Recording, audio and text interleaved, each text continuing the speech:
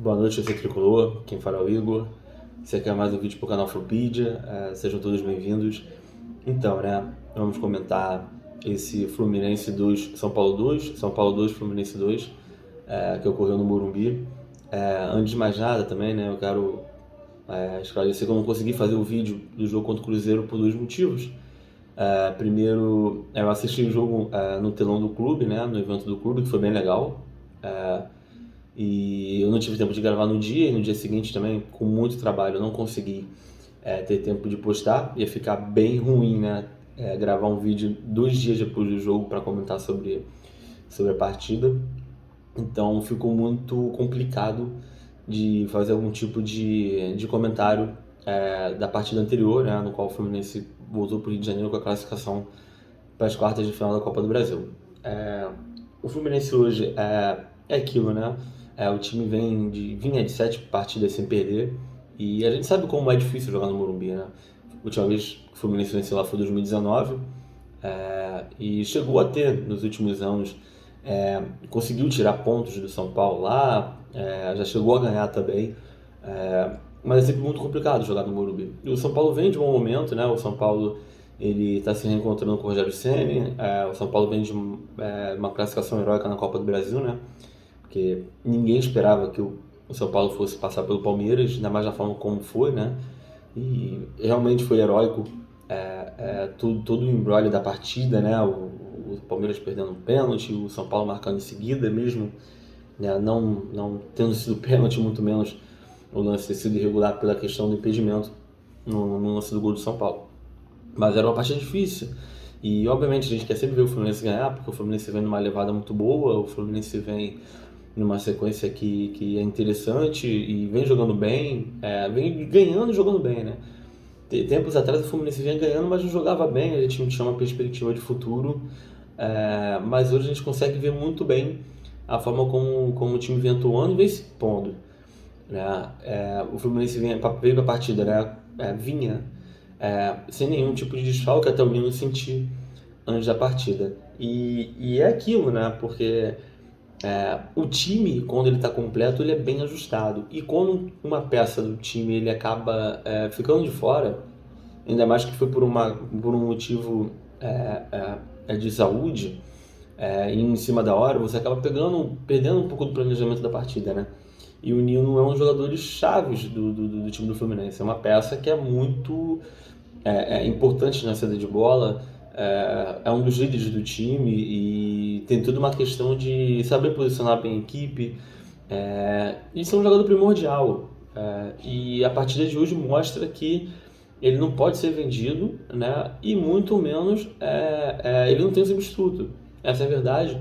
Ainda mais que também fica bem claro que o Lucas Claro ele teve um bom momento em 2020, né, no qual ele chegou a marcar 6 gols na temporada, e que é um número muito emblemático como zagueiro, mas que era uma boa fase só, né? E no decorrer da minha análise aqui eu vou meio que mostrar por que o Lucas Claro só teve um bom momento e hoje não deveria nem ser a primeira opção da zaga, né? Eu acho que o Felipe Melo poderia ter entrado no jogo como zagueiro.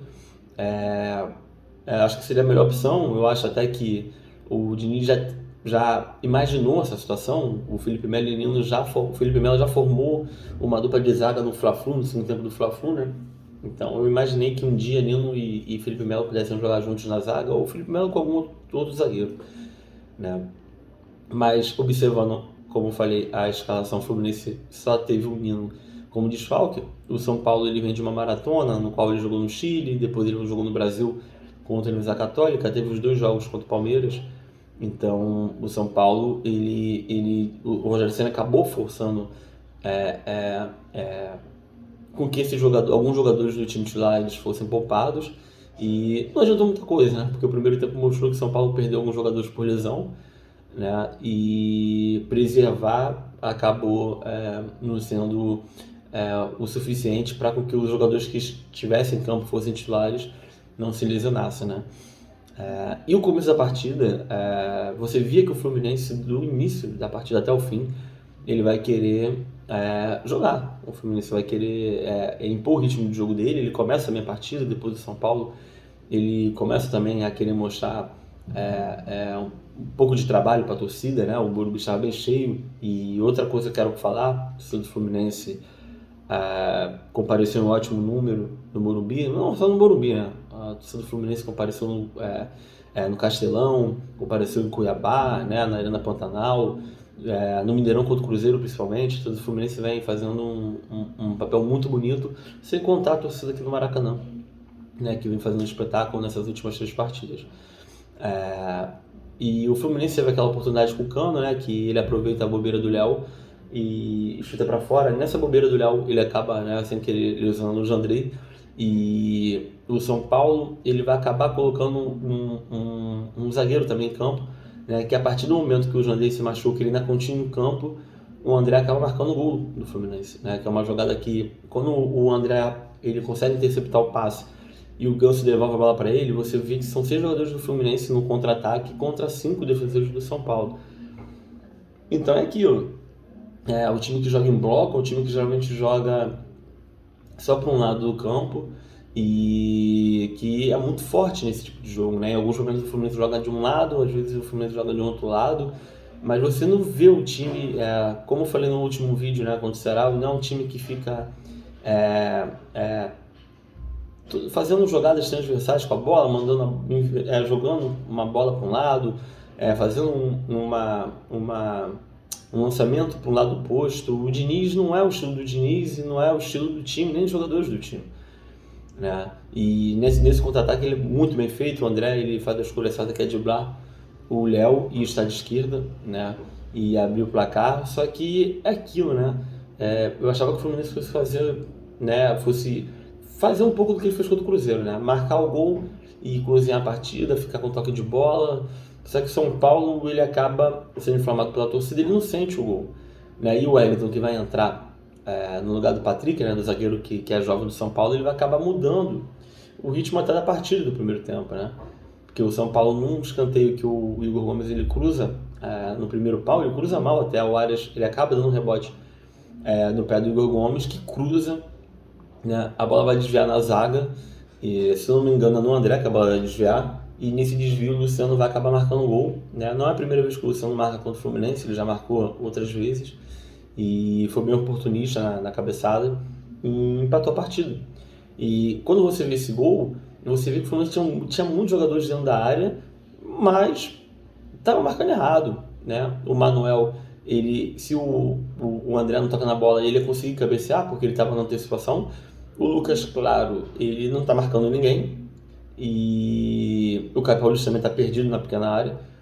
E o Luciano vai acabar fazendo o gol. E logo em seguida o São Paulo faz o segundo gol, né? Que era o problema, o Fluminense ir para o segundo tempo, né, com a desvantagem, né? Ele já tinha conseguido fazer um gol, né, no primeiro tempo, como eu já citei anteriormente, o Fluminense ele vem fazendo gols no primeiro tempo, os jogos do Fluminense vem sendo movimentado, né, muito pela questão da forma como o time atua, né, e eu acho que também a questão psicológica, né, de você chegar e quando você marca um gol, você tem uma probabilidade maior de vencer a partida ou não perder a partida, né, porque você acaba fazendo a sua imposição dentro de campo, o adversário tem mais dificuldade, só que o Fluminense não é um time que vai chegar e vai se retrancar na partida.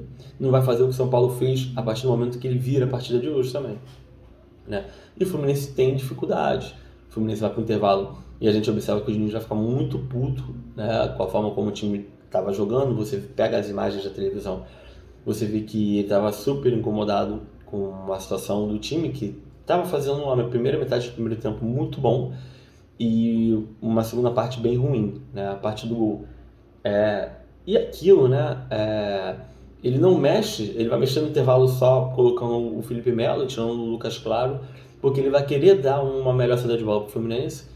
E ele reparou que o Lucas Claro estava mal no jogo, né? O segundo gol, então, foi extremamente bizarro, porque foi um gol que foi nas costas do Caio Paulista, né? Que é uma dificuldade, porque ele vem se adaptando à posição, mas ele não é um lateral.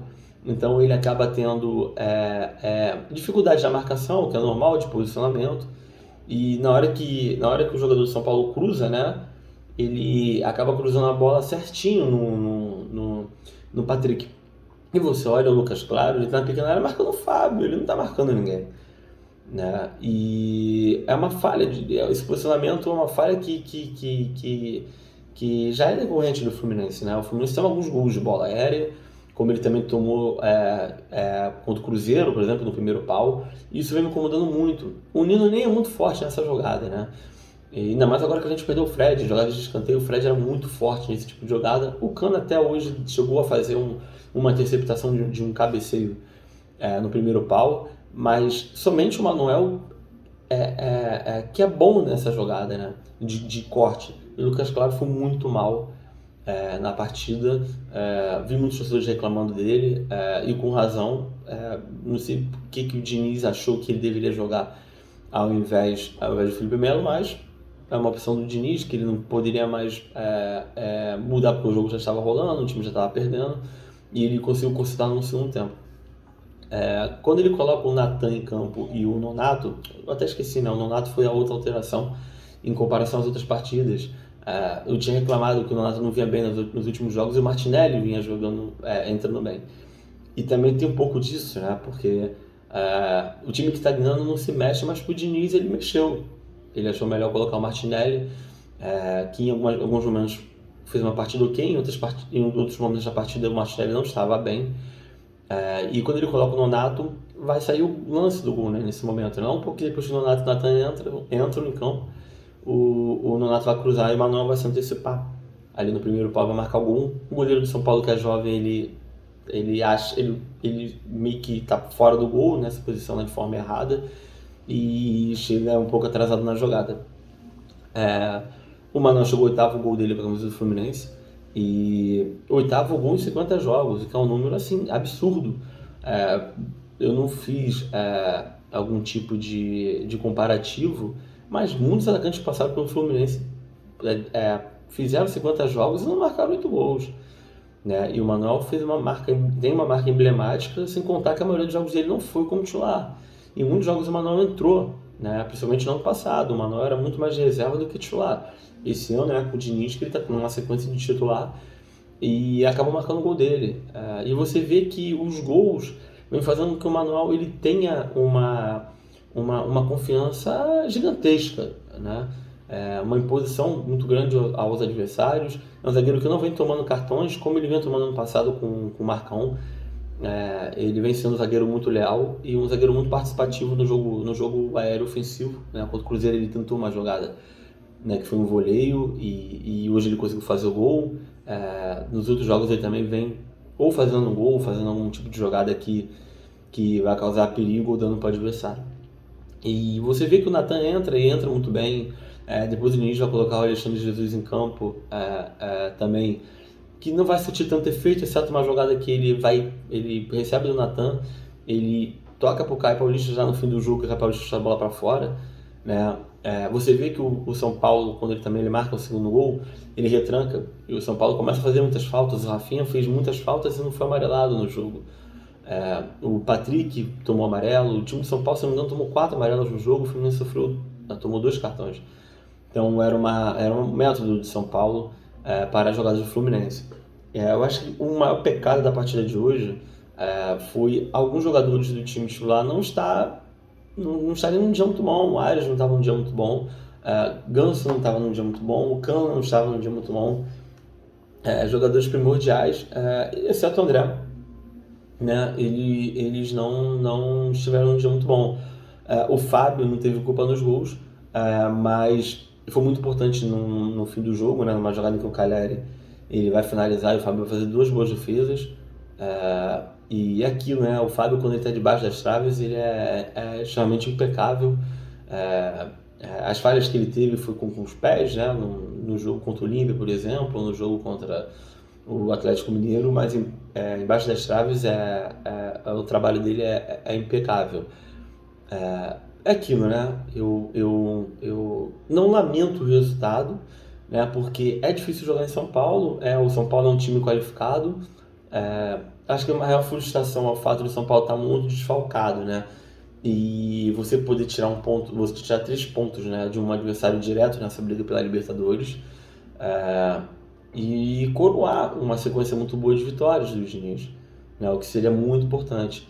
Ao mesmo tempo, a partida foi de um nível muito alto, porque a gente é acostumado a ver no Campeonato Brasileiro, e principalmente por ser no primeiro turno, né? É um tipo de partida que teve uma atenção muito grande, é uma partida que foi muito bem jogada, ela não foi desleal, né? Teve algumas faltas, mas você não via os jogadores sendo desleais um com o outro, né? Você via que é um dos times que são bem treinados e que não vencia a todo custo, né? Obviamente o Fluminense ele teve números melhores, né? Deixa eu só dar uma olhadinha aqui nas estatísticas, que a gente não consegue lembrar de tudo, mas o Fluminense praticamente finalizou o triplo do time do São Paulo. A posse de bola do Fluminense também foi bem superior, 64-36.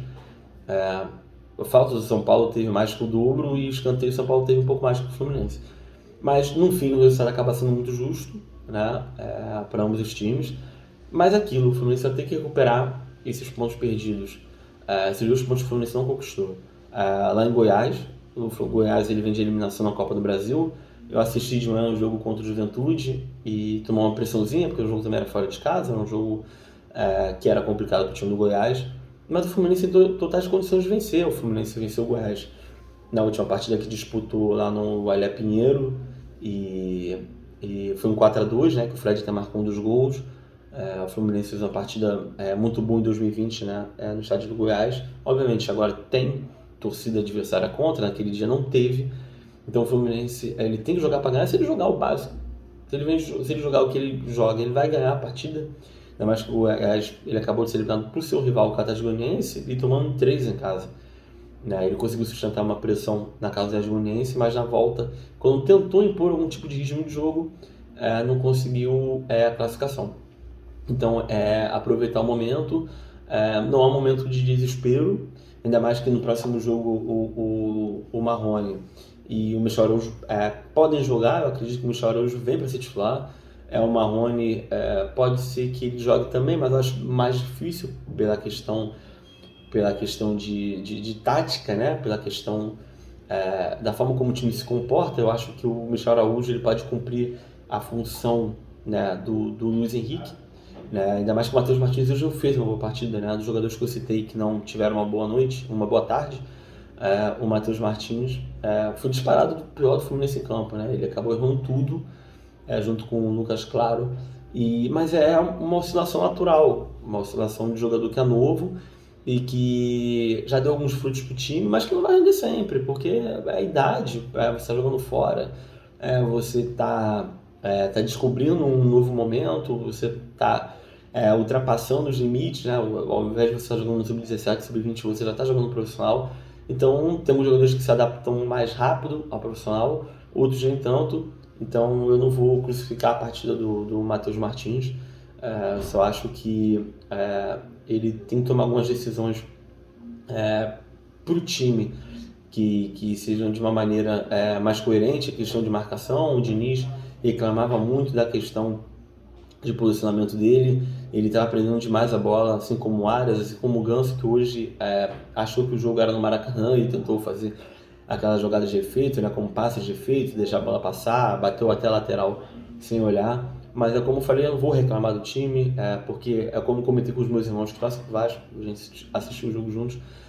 Eu falei que quero ver o Fluminense sempre jogar para ganhar. E não vem faltando, não faltou vontade e não vem faltando gana e confiança para o time querer vencer. É isso aí, o momento é bom, a gente tem que curtir, torcer para os torcedores do Fluminense no Centro-Oeste e principalmente em Goiás. O torcedor do Fluminense contra o Vila Nova levou muita gente para o Serra Dourada no jogo da Copa do Brasil e creio que a torcida do Fluminense vai representar lá em Goiânia, né, numa partida muito importante, que também não vai ser fácil, tá? O Goiás não está bem no campeonato, mas não vai ser uma partida fácil. A gente tem que colocar isso na cabeça da gente, mas se o Fluminense fizer o papelzinho dele, né, tiver bem redondinho, o time vem repetindo a escalação, não vai tendo problemas físicos, o Fluminense vai acabar sendo com 3 pontos lá de São Paulo. O importante é que também os adversários perderam pontos nessa semana, né? Tirando o Atlético Mineiro. Provavelmente o Palmeiras amanhã não deve perder para o time do Cuiabá. Então o Fluminense não pode desgrudar desse pelotão da frente. Então o Fluminense está muito bem, é o melhor time do Rio no momento e na tabela. É isso aí, gente. Saudações colores, até o próximo.